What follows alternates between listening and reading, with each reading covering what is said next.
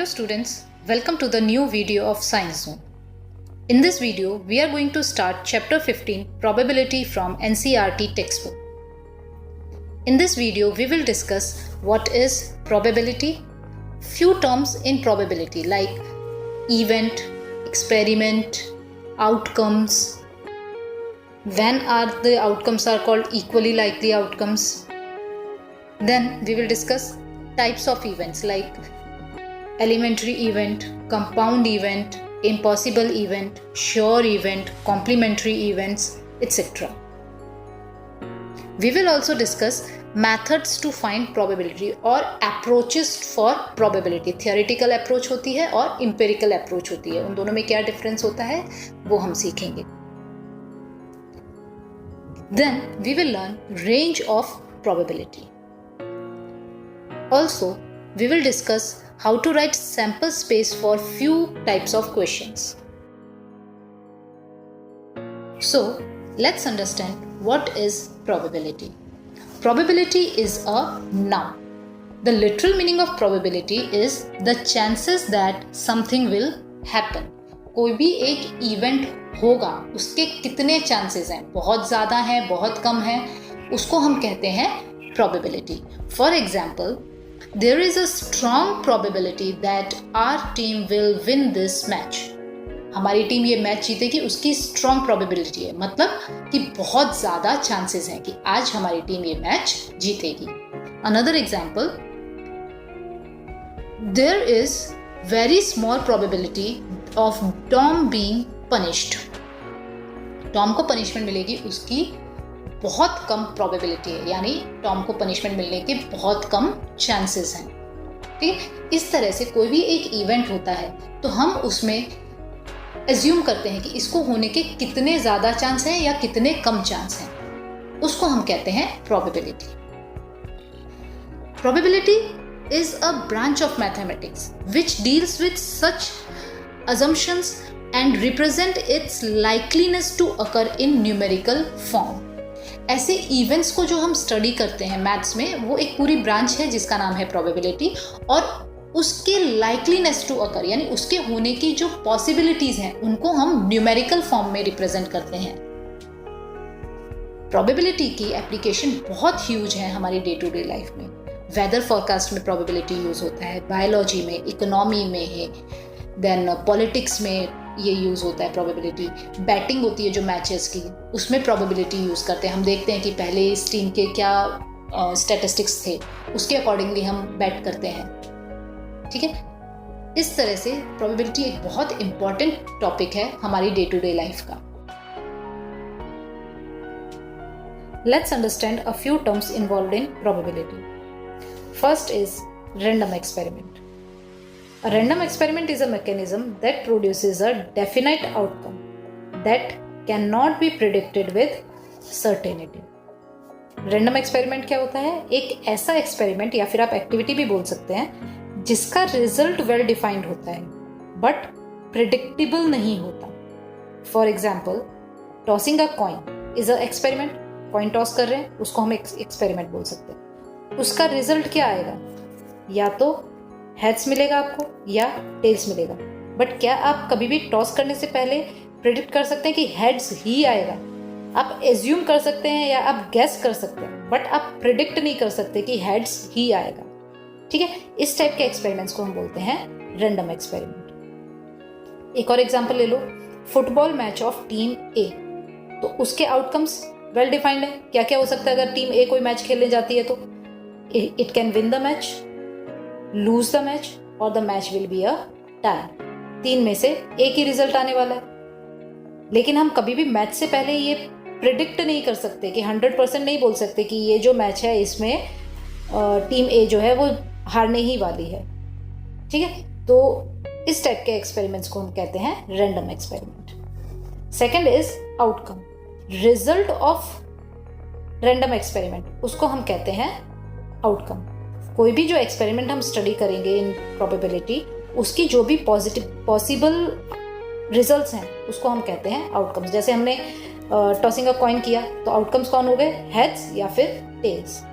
तो ये क्या हुआ? हमारे आउटकम्स हो गए. ठीक है, जो भी उसके पॉसिबल रिजल्ट्स हैं उसको हम आउटकम कहते हैं। Next, sample space. जितने भी पॉसिबल आउटकम्स हैं उनका जो कलेक्शन होता है उसको हम सैंपल स्पेस कहते हैं। ठीक है, किसी भी एक्सपेरिमेंट के जो भी पॉसिबल आउटकम्स हैं उनको अगर हम एक साथ लिखते हैं, कर्ली ब्रैकेट्स में लिखते हैं कॉमा लगा के, तो उसको हम कहते हैं sample space. Next, event. Event क्या होता है?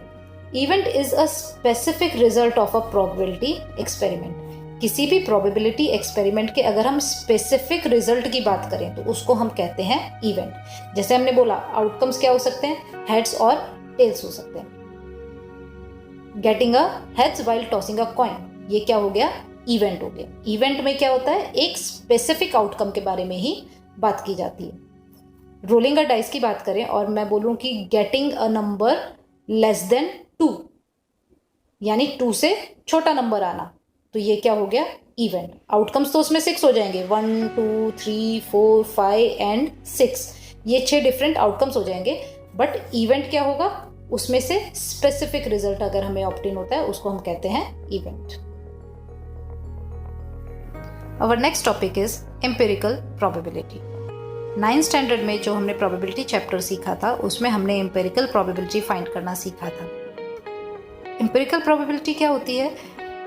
अगर आप प्रोबेबिलिटी कैलकुलेट कर रहे हैं उस सैंपल स्पेस से जो कि आपको थियोरेटिकल फॉर्म में अवेलेबल है, ना कि अजम्पशन से, तो उस टाइप की प्रोबेबिलिटी को हम कहते हैं एम्पिरिकल प्रोबेबिलिटी। एम्पिरिकल प्रोबेबिलिटी उन सब एक्सपेरिमेंट्स पे एप्लीकेबल है जिनको हम large number of times repeat कर सकते हैं। बार बार रिपीट करके उनकी जो आउटकम्स होती हैं उसको हम नोट डाउन करते हैं और एक सैंपल स्पेस जो मिलता है उसके बेसिस पे हम प्रोबेबिलिटी फाइंड करते हैं, उसको हम कहते हैं एम्पिरिकल प्रोबेबिलिटी। एक एग्जांपल ले लेते हैं।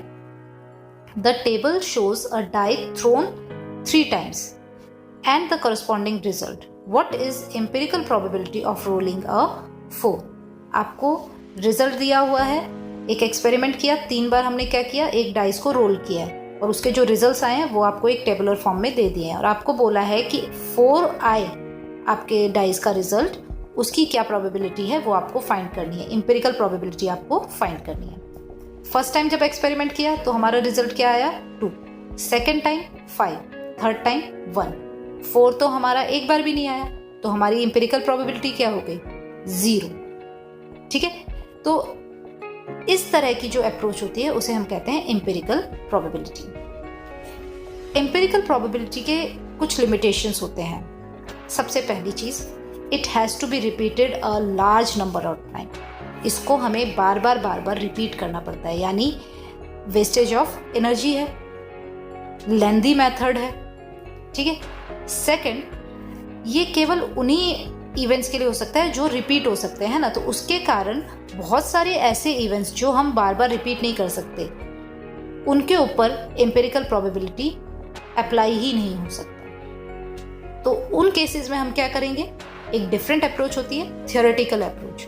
तो 10th स्टैंडर्ड में आपको थियोरेटिकल प्रोबेबिलिटी ही फाइंड करने के लिए दिया जाएगा। Theoretical probability. एम्पिरिकल प्रोबेबिलिटी की सबसे बड़ी लिमिटेशन यही थी कि हमें एक ही एक्सपेरिमेंट को बार बार रिपीट करना पड़ता था। तो जब हमने टॉसिंग द कॉइन वाला experiment thousands of time repeat किया तो भी हमें पता चला कि जो हेड्स की प्रोबेबिलिटी है that is 0.5% and the probability of getting tails is also 0.5%। तो वहां से हमें पता चला कि हम कुछ चीज़ों को एज्यूम कर सकते हैं। तो थ्योरेटिकल प्रोबेबिलिटी में हमने क्या चालू किया? कुछ सर्टेन अजम्पशंस हमने बनानी चालू कर दी जिससे हमें कोई भी एक्सपेरिमेंट जो है वो अगेन एंड अगेन रिपीट ना करना पड़े। उसमें से एक अजम्पशन जो हमने बहुत ज़्यादा यूज़ की वो थी equally likely outcomes. Equally likely outcomes यानी हम क्या मान लेते हैं कि हमारा जो भी इवेंट होने वाला है या जो भी एक्सपेरिमेंट हम कर रहे हैं उसके अंदर सारी आउटकम्स जो हैं उनके होने के बराबर चांसेस हैं और उसके बेसिस पे हम फिर प्रोबेबिलिटी फाइंड करते हैं। थियोरेटिकल प्रोबेबिलिटी उसे क्लासिकल प्रोबेबिलिटी भी कहते हैं और एम्पिरिकल प्रोबेबिलिटी, दोनों को फाइंड करने के लिए जो फॉर्मूला होता है वो सेम ही होता है। Formula for probability of an event is number of favourable outcome upon total number of outcome. The E here represent the name of the event. Event का नाम ई है तो P ऑफ E निकालेंगे। इवेंट का नाम अगर आप A दे देंगे तो आप P ऑफ A निकालेंगे। ठीक है, किसी भी इवेंट E की प्रोबेबिलिटी अगर आपको निकालनी है उसके लिए फॉर्मूला होता है number of favourable outcome upon total number of outcomes. Equally likely outcomes. Theoretical approach में हम किसी भी एक्सपेरिमेंट के जो भी आउटकम्स होते हैं उन सबको इक्वली लाइकली एज्यूम कर लेते हैं। तो इक्वली लाइकली का मतलब क्या हुआ? If in an experiment an event as likely to occur as the other event then such events are said to have equally likely outcomes. अगर एक एक्सपेरिमेंट है उसके अंदर 2 इवेंट्स हो रहे हैं और एक पहले इवेंट के होने के जो चांसेस हैं यानी probability of first event is equal to the probability of other event, और उस एक्सपेरिमेंट में वो 2 इवेंट्स ही होते हैं तो उन इवेंट्स को कहते हैं कि उनके होने के चांसेस बराबर हैं। दे हैव इक्वली लाइकली आउटकम, यानी अगर आप उस एक्सपेरिमेंट को परफॉर्म करेंगे तो दोनों इवेंट्स के होने के चांसेस इक्वल हैं। एग्जाम्पल लेते हैं टॉसिंग अ कॉइन। अगर हम एक एक्सपेरिमेंट करते हैं टॉसिंग अ कॉइन का, जिसमें एक इवेंट हो सकता है गेटिंग हेड्स और दूसरा इवेंट हो सकता है गेटिंग टेल्स। गेटिंग हेड्स के इवेंट का नाम हमने Q दे दिया और गेटिंग टेल्स के इवेंट का नाम हमने R दे दिया। दोनों के लिए sample space heads and tails 2 ही आउटकम्स हो सकती हैं तो total number of outcomes 2। Favourable outcome, getting heads में कितनी फेवरेबल आउटकम है 1 और गेटिंग टेल्स के लिए भी हमारी 1 ही फेवरेबल आउटकम है तो दोनों के लिए फेवरेबल आउटकम 1। अगर हम प्रोबेबिलिटी निकालें, प्रोबेबिलिटी का formula favourable outcome upon total outcomes, तो probability of Q is 1/2 and probability of R is 1/2, यानी दोनों इवेंट्स की प्रोबेबिलिटी क्या आ गई, सेम आ गई। तो इस टाइप के इवेंट्स को हम बोलेंगे they have equally likely outcomes. एक और एग्जांपल लेते हैं to understand equally likely outcomes. Drawing a ball from a bag. अब आपका एक्सपेरिमेंट क्या है, आपको एक बैग में से बॉल निकालनी है। अब बैग के बारे में आपको क्या बताया है, the bag contain 5 similar balls. एक बैग है जिसके अंदर 5 सिमिलर बॉल्स हैं और उनमें से एक बॉल आपको पिक करनी है। तो आपका इवेंट हो गया getting 1 ball. Sample space 5 ball हैं तो उनका कलेक्शन आपका सैंपल स्पेस हो गया। Total number of outcomes is 5। Favourable outcome, आपको एक बॉल उठानी है। अगर हम बॉल 1 की बात करें तो वो 1 आउट ऑफ 5 हो गई तो फेवरेबल आउटकम 1, तो प्रोबेबिलिटी 1/5। बॉल 2 के लिए अगेन 1/5, बॉल 3 के लिए 1/5, बॉल 4 के लिए 1/5 और बॉल 5 के लिए भी 1/5, यानी 5 बॉल्स के पिक करने की जो प्रोबेबिलिटी है दैट इज 1/5। तो this is also a example of equally likely outcomes. Equally unlikely outcomes. Let's take an example to understand when the events are not called equally likely. Again experiment हम वही कर रहे हैं, एक bag है उसमें से बॉल को पिक कर रहे हैं, बट एट दिस टाइम जो बैग है उसके अंदर 5 रेड बॉल्स हैं एंड 3 ब्लू बॉल्स हैं। तो 2 इवेंट्स हो गए, एक इवेंट हो गया getting 1 red ball and another event is getting 1 blue ball. तो how many total balls are there, 5 + 3 8, so total outcomes will be 8. For first event getting a red ball, favorable outcome will be 5 because there are 5 red balls in the bag, and for the another event getting 1 blue ball there are 3 favorable outcomes because there are 3 balls. Then the probabilities for both the events will be 5/8 and 3/8. तो 5/8 और 3/8 दोनों आपस में equal नहीं है, तो so these events are called not equally likely outcomes. Events, event क्या होता है, specific result of a probability experiment, उसको हम इवेंट कहते हैं। इवेंट्स 2 तरह के होते हैं, compound event and elementary event. Compound event क्या होते हैं, which has more than 1 outcome of the experiment, whereas elementary events में only 1 outcome of the experiment होती है। एक एग्जाम्पल ले लेते हैं, रोलिंग अ डाइस। जब भी आप डाइस को रोल करेंगे तो आपकी आउटकम्स क्या हो सकती हैं, 1 2 3 4 5 और 6। अब मैं एक इवेंट आपको बोलती हूँ, what is the probability of getting a number greater than 2 but less than 5। एक नंबर आपको ऑब्टेन करना है जो 2 से बड़ा होगा लेकिन 5 से छोटा होगा। तो कौन से नंबर्स ऐसे हैं जो 2 से बड़े होंगे लेकिन 5 से छोटे होंगे? 3 एंड 4। तो हमारी फेवरेबल आउटकम्स कितनी हो गई? 2, और टोटल आउटकम्स कितनी हो गई? 6। तो हमारी प्रोबेबिलिटी क्या आ गई?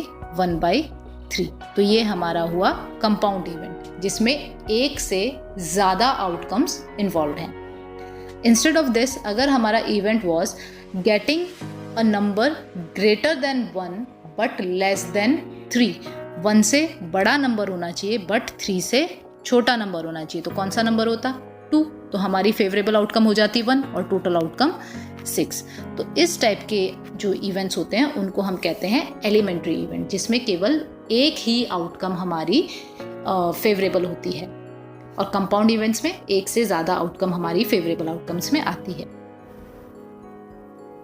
एक चीज़ और, the sum of probabilities of all the elementary events of an experiment is 1। किसी भी एक एक्सपेरिमेंट में जितने भी एलिमेंट्री इवेंट्स हैं, अगर हम उन सब की प्रोबेबिलिटीज निकालें और उनका सम करें तो हमें हमेशा आंसर क्या मिलेगा? 1। तो ये इंपॉर्टेंट पॉइंट है याद रखने के लिए। एलिमेंट्री इवेंट्स का जो प्रोबेबिलिटी होता है उनका सम 1 होता है फॉर अ गिवन एक्सपेरिमेंट। एक ही एक्सपेरिमेंट के सारे एलिमेंट्री इवेंट्स की प्रोबेबिलिटीज का सम 1 होता है। Now let's understand what are complementary events. 2 events are said to be complementary if one event occurs if and only if other does not। 2 events को हम complementary कहते हैं अगर एक इवेंट होता है तो दूसरा इवेंट नहीं हो सकता, या फिर एक इवेंट तभी होता है जब दूसरा इवेंट ना हो रहा हो। For example, if we roll an even number on a die, then its complement will be not rolling a even number। तो even number नहीं रोल करेंगे तो कौन सा आएगा? Odd। अगर कोई नंबर even नहीं है तो वो नंबर क्या है? Odd। तो उसका complement is rolling an odd number।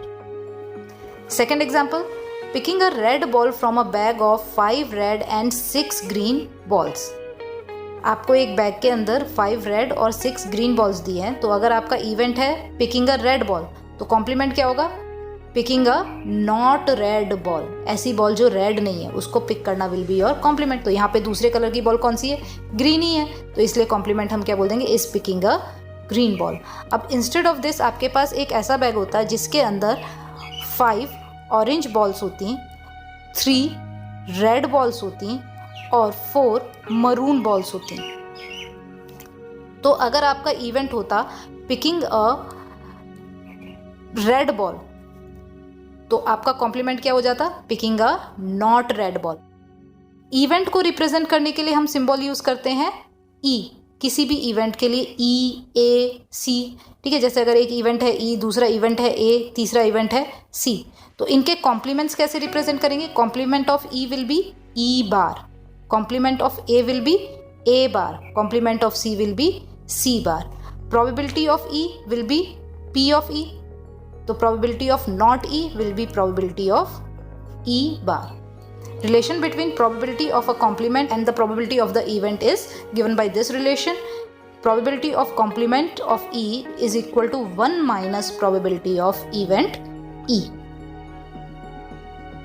यहाँ से अगर हम चाहें तो ये भी बोल सकते हैं कि sum of the probability of an event and its complement is equal to 1। किसी भी इवेंट की प्रोबेबिलिटी और उसके कॉम्प्लीमेंट की जो प्रोबेबिलिटी है उन दोनों का सम 1 होता है। ये भी हमें एक रिलेशन यहां से मिल जाता है। The next type of event is sure event. अब श्योर इवेंट क्या होता है? The event which is certain to occur, यानी जिसके होने का 100% चांस हो, जो कंफर्म है कि वो इवेंट होगा ही। For example, getting a number less than 7 while rolling a dice.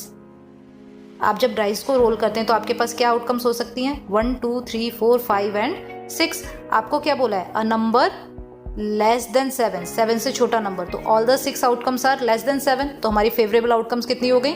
6, and total outcomes is also 6, तो 6/6 द प्रोबेबिलिटी इज 1। एक और एग्जाम्पल देखते हैं।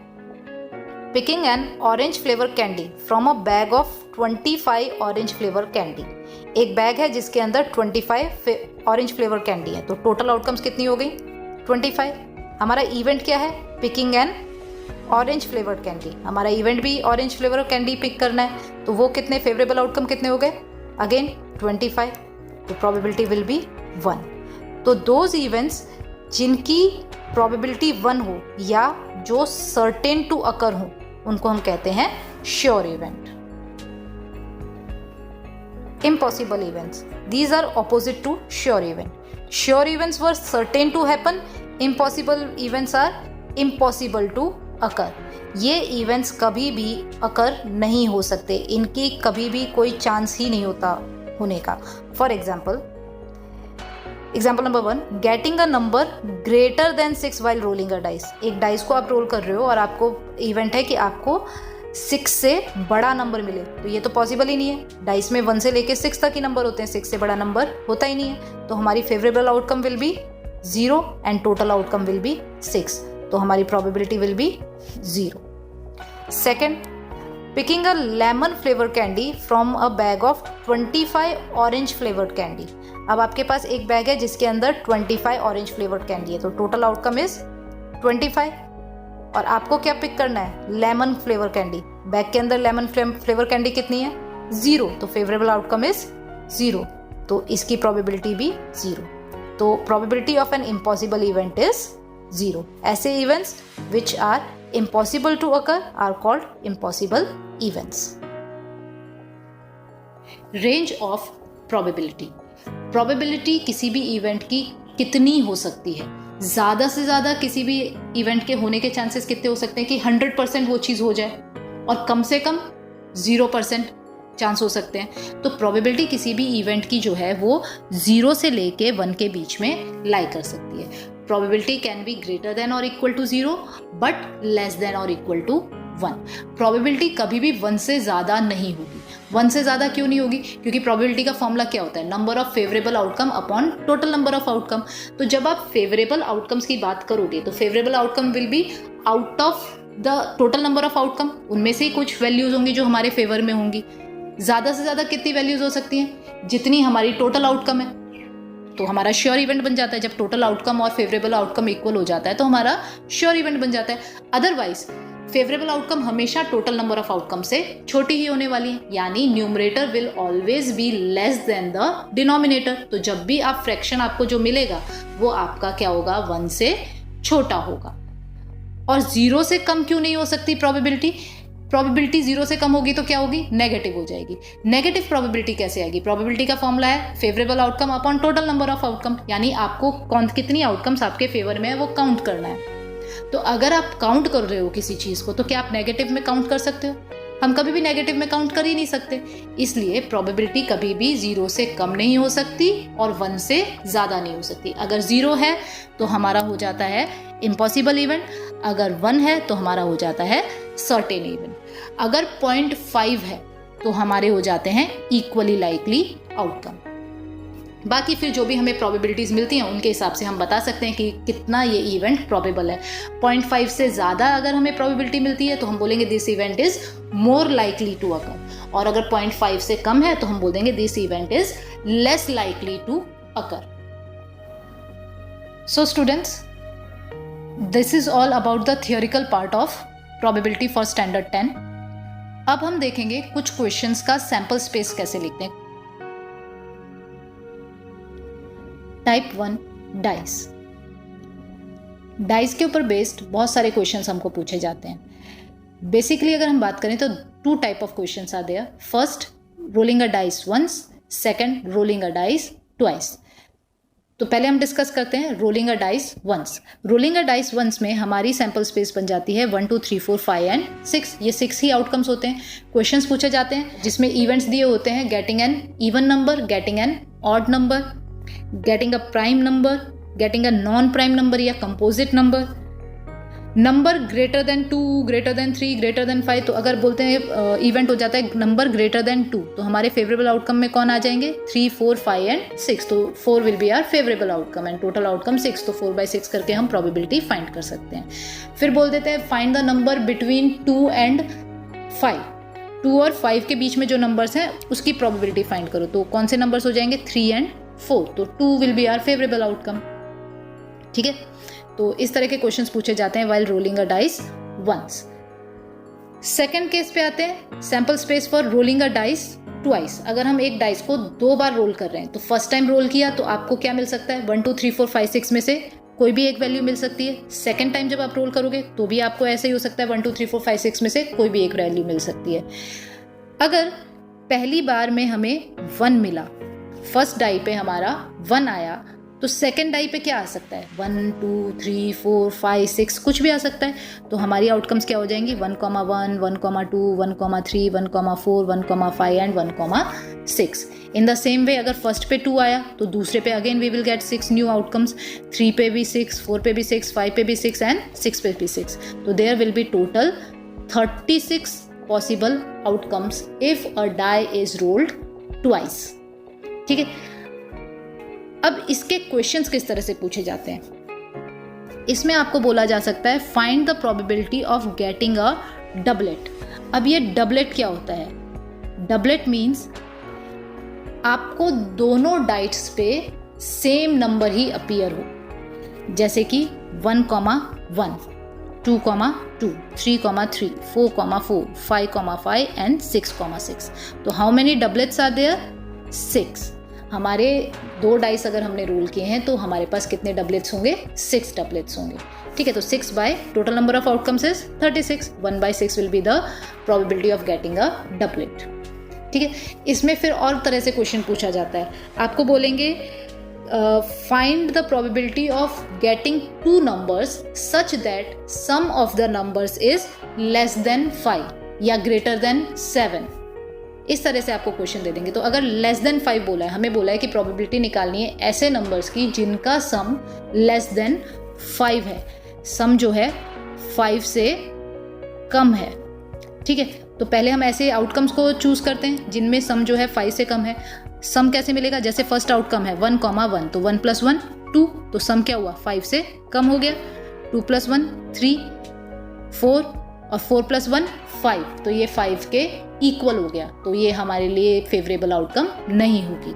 Same way 2 + 1 3 + 1 2 + 2, that's all. बाकी सारी जो भी आउटकम्स हैं उन सबका जो सम होगा आपका 5 होगा या 5 से ज़्यादा होगा। तो हमारी फेवरेबल आउटकम्स कितनी हो गई, 6। तो हमारा प्रोबेबिलिटी क्या हो जाएगा, 6/36, 1/6। सेकेंडली आपको बोल देंगे numbers on the upper face are products of 2। आपके जो फेस के ऊपर नंबर्स आ रहे हैं उनका प्रोडक्ट क्या है, 2 है। तो दोनों नंबर्स का 2, तो वो कहाँ पर आएगा, जैसे 2, 2, फिर 4, 4, 2, 4, 6, 4, 6, 2, 4, 2। ठीक है, ये इन्हीं में आएगा हमारा, और 6 वालों में आ जाएगा 2, 6, 4, 6 एंड 6, 6। दोनों नंबर्स हमारे 2 के मल्टीपल्स हैं, तो हमारी फेवरेबल आउटकम 9, टोटल आउटकम 36। तो 9/36, 1/4 विल बी आर प्रोबेबिलिटी। तो इस तरह से आपको जो नंबर्स आ रहे हैं अपर फेस ऑफ द डाइस पे, उनके बीच में कुछ रिलेशन दिया होगा और अकॉर्डिंगली आपको प्रोबेबिलिटी फाइंड करनी होगी। तो सबसे मेन उसमें काम यही होता है कि हमें सबसे पहले ये सैंपल स्पेस ड्रॉ करनी पड़ती है। इसको हम लिख के रख लेते हैं और उसके अकॉर्डिंगली जो भी क्वेश्चन में पूछा है हम फाइंड आउट करके बता सकते हैं। Type 2, coin or coins. In these type of questions, we will be told about tossing a coin. It can be tossing a coin once, twice or thrice. हमारे पास 3 तरह के बेसिक क्वेश्चंस होते हैं, tossing a coin once, twice and thrice. अगर किसी coin को once toys किया है तो हमारे सैंपल स्पेस हो जाएगी H, T, हेड्स मिलेगा या टेल्स मिलेगा। अगर हमने कॉइन को 2 बार टॉस किया है तो अगर पहली बार हेड्स मिला तो दूसरी बार हेड्स भी मिल सकता है, टेल्स भी मिल सकता है। तो 2 आउटकम्स क्या हो गई, हेड्स हेड्स, हेड्स टेल्स। ठीक है, अगर फर्स्ट टाइम टेल्स मिला है तो again tails heads and tails tails. तो ये हमारी 4 आउटकम्स हो जाती हैं। If we are tossing the coin thrice, 3 बार अगर उसको टॉस किया है तो जब हमें हेड्स हेड्स मिला तो उसके आगे भी हमारी 2 आउटकम्स हो जाएंगी। तो एक हो जाएगी हेड्स हेड्स हेड्स, एक हो जाएगी heads heads tales.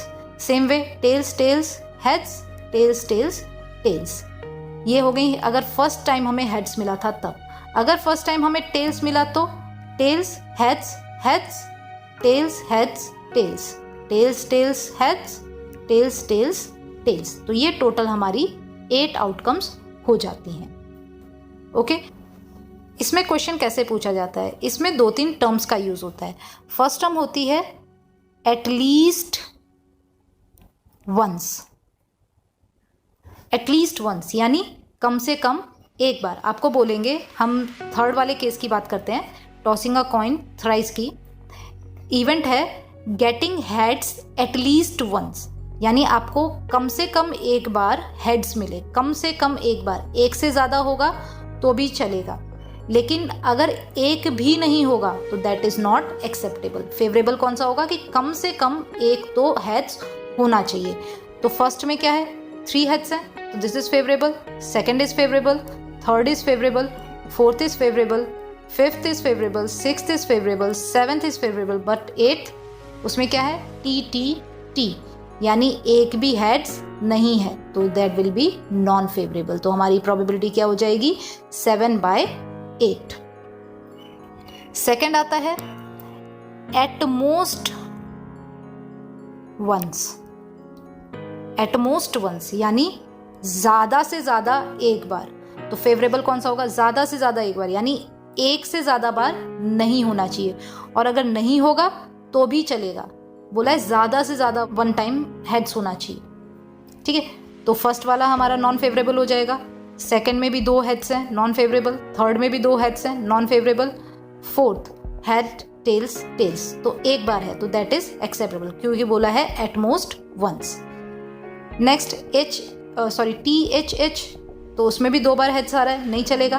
Then THT, तो एक बार ही हेड्स आ रहा है, acceptable. TTH acceptable. Triple T that is also acceptable, क्योंकि उसमें H नहीं आ रहा है। तो हमें एट मोस्ट वंस बोला है, अगर नहीं है तो भी कोई इश्यू नहीं है, एटलीस्ट, एट मोस्ट, ठीक है। फिर ऐसे डायरेक्टली भी बोल सकते हैं, getting heads twice, find the probability of getting heads twice, 2 bar heads मिले। अगर बोल दिया ट्वाइस तो 2 से ज़्यादा भी नहीं चलेगा, 2 से कम भी नहीं चलेगा। गेटिंग हेड्स ट्वाइस मतलब जिसमें 2 बार हेड्स आता है, तो HHT, HTH, THH and that's all. ये 3 ही हमारे फेवरेबल आउटकम्स होंगे, ठीक है। तो इस तरह से इसके ऊपर क्वेश्चंस पूछे जाते हैं कॉइन्स के बारे में। टाइप 3 कार्ड्स के ऊपर बेस्ड बहुत सारे क्वेश्चंस हमको पूछे जाते हैं। जो सेट ऑफ कार्ड होता है उसको हम कहते हैं डेक। पूरा जो कार्ड्स का एक बंडल होता है उसको हम डेक ऑफ कार्ड्स कहते हैं, जिसके अंदर कितने कार्ड्स होते हैं, 52। कार्ड्स के अंदर 2 कलर के कार्ड्स होते हैं, black colour and red colour. Black colour के 26 कार्ड्स होते हैं, रेड कलर के भी 26 कार्ड्स होते हैं। एक डेक के अंदर 4 सूट्स होते हैं, clubs, spade, hearts and diamonds, जिनमें से 2 सूट्स जो हैं वो रेड होते हैं और 2 सूट जो हैं वो ब्लैक होते हैं। हर एक सूट के अंदर 13 कार्ड्स होते हैं। ये 13 कार्ड्स कौन कौन से होते हैं, ace, 2, 3, 4, 5, 6, 7, 8, 9, 10, jack, queen and king. Jack, queen और किंग, इनको हम कहते हैं फेस कार्ड्स, क्योंकि इनके ऊपर फेस बना हुआ होता है। एक सूट के अंदर 3 फेस कार्ड होते हैं, एक कलर के 6 face cards of black colour and 6 face cards of red colour. दोनों कलर्स में 6 फेस कार्ड होते हैं, एक सूट के अंदर 3 फेस कार्ड होते हैं। अगर हम पूरे डेक की बात करें तो एक डेक के अंदर 12 फेस कार्ड्स होते हैं, ओके। हर टाइप का कार्ड अपने डेक में यूनिक होता है। अगर हम एस की बात करें तो एस ऑफ स्पेड की बात करते हैं, चलिए। तो स्पेड का एस कितना है, यूनिक है, एक ही है, एक से ज़्यादा एस ऑफ स्पेड हमारे पास पूरे डेक में नहीं हो सकता। अब अगर मैं 7 ऑफ डायमंड्स की बात करूं, 7 ऑफ डायमंड्स, तो वो भी एक यूनिक कार्ड होगा। बट अगर मैं 7 ऑफ रेड कलर बोलूं तो there will be 2 red coloured 7 cards in the deck. एक कलर के सेम कार्ड्स 2 हो सकते हैं, सेम नंबर वाले सेम कलर के 2 कार्ड्स हो सकते हैं। डेक में 4 कार्ड्स हो सकते हैं। अगर मैं 7 ऑफ इन द डेक की बात करूँ तो कितने 7 है डेक में? 4। ठीक है, रेड कलर के 2, ब्लैक कलर के 2। If I talk about a suit, how many 7 are there in clubs? तो there will be single 7 in a club. हर कार्ड अपने सूट में यूनिक होता है, अपने कलर में 2 होता है और पूरे डेक में 4 होता है। ये हुई पूरी डेक ऑफ कार्ड्स के बारे में इंफॉर्मेशन।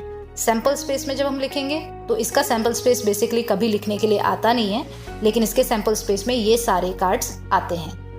अब आपको क्वेश्चन अकॉर्डिंगली पूछा जाएगा, find the probability of getting a red queen. अगर रेड क्वीन बोली तो रेड कलर में क्वीन कितनी है? 2, red queen of hearts and queen of diamonds, तो 2/52। Find the probability of getting a face card, तो how many face cards in there in the deck? 12, तो 12/52। इस तरह से आपको क्वेश्चन पूछा जाएगा। आपको बस ध्यान में यही रखना है कि एक सूट में एक कार्ड होता है, एक कलर में 2 कार्ड्स होते हैं सेम टाइप के, और पूरे डेक में 4 कार्ड्स होते हैं सेम टाइप के। Okay students, this is all for today's video. इस वीडियो में हमने पूरी प्रोबेबिलिटी की जो भी थियोरी है वो डिस्कस कर ली है। इस थियोरी के बेसिस पे आपको true false, MCQ, fill in the blanks, assertion reasoning, इस टाइप के क्वेश्चंस पूछे जाएंगे। आप ये सारी थियोरी को लर्न कीजिए, सारी डेफिनेशंस को समझिए। नेक्स्ट वीडियो में हम प्रोबेबिलिटी के क्वेश्चंस को सॉल्व करेंगे। So students, see you in the next video. Till then, keep learning, keep revising and keep practicing.